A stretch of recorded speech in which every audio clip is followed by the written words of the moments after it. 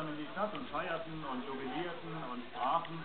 Und es gab auch Szenen der Verbrüderung, wo also türkische und deutsche Fans gemeinsam gefeiert haben.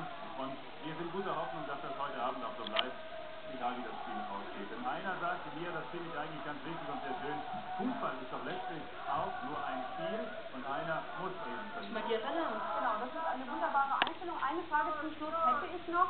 Also die deutsche Mannschaft ist ja wunderbar aufgestellt. Bei den Türken könnte es komplizierter werden.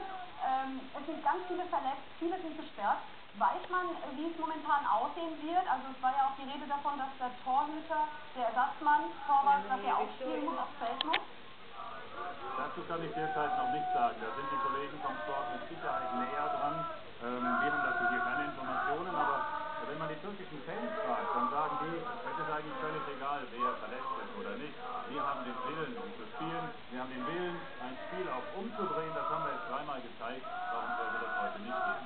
Das ist die Botschaft der Türken. Wir wollen gewinnen, wir werden gewinnen.